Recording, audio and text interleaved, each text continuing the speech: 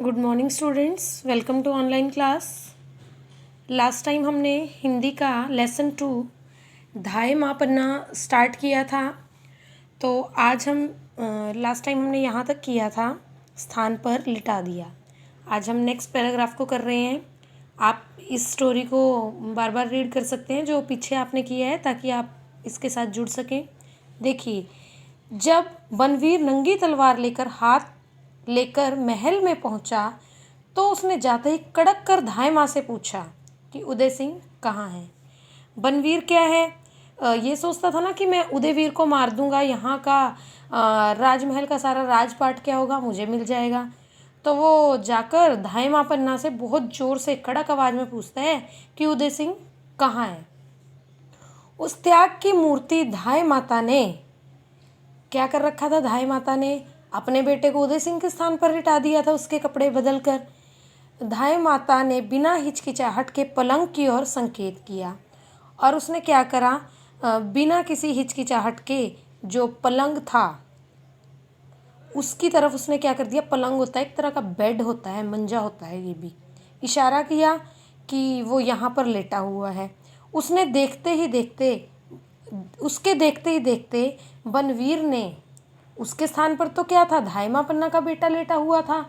बनवीर ने जैसे ही ये बात सुनी कि वो पलंग पर लेटा हुआ है, उसने क्या कर दी? उसके पुत्र के टुकड़े टुकड़े कर दिए और कहा कि जाओ इस शव को जला दो। और बनवीर कहता है जाओ इस शव को, डेड बॉडी कहते हैं शव को, आप इसे जला दो और सदा के लिए मेरी आंखों से दूर हो जाओ। और सदा के लिए क्या हो? मेरी आंखों से दूर हो जाओ। वह वीर धाय माँ अपने हृदय पर पत्थर रखकर यह सब देखती और सुनती रही। उसका बेटा था, जबकि वो फिर भी क्या हुई? धाय माँ पन्ना थी जो वो सब कुछ अपने दिल पर पत्थर रखकर, क्योंकि वो त्याग की मूर्ति थी, उसने क्या करा? ये सब बातों को सुनती रही। इस प्रकार उसने अपने पुत्र की भावी राजा के जीवन की रक्षा के लिए बलि दे दी। इसलिए उसने एक अच्छे राजा के लिए, कि हाँ बनवीर यहाँ का राजा ना बने, उदय सिंह ही बनना चाहिए यहाँ का राजा, उसने क्या करा? उसके हित के लिए अपने बेटे की क्या दे दी? बलि दे दी। वीर धाय माँ पन्ना देवी, धन्य है तेरे माता पिता जिन्होंने तुझ जैसी पुत्री को जन्म दिया। तो ये कहने की बात हो ही जाती है कि धन्य है ऐसी माँ जिसने तेरे जैसी पुत्री को जन्म दिया,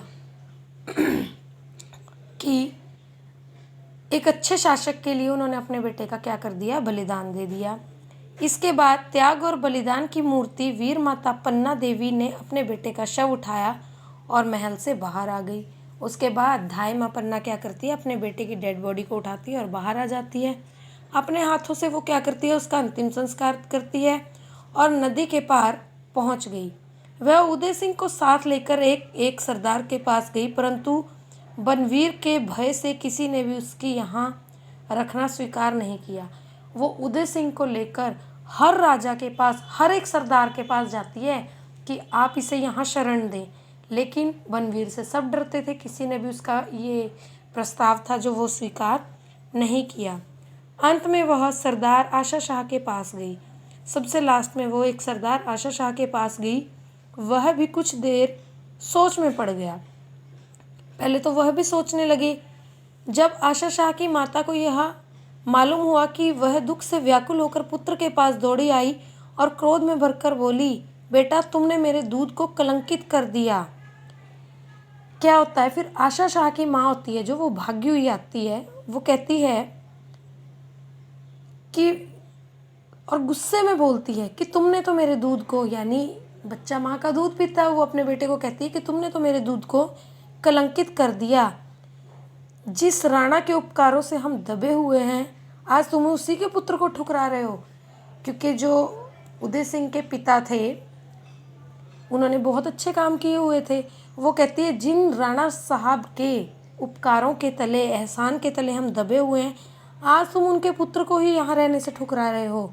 जन्मभूमि की स्वतंत्रता के लिए जिस वंश में अपना सर्वस्व लुटा दिया, उसी कुल के दीपक उदय सिंह को सहारा देने में डरते हो। कहते हैं जन्मभूमि की, जिस धरती पर उन्होंने जन्म लिया था, उसकी स्वतंत्रता के लिए उन्होंने अपना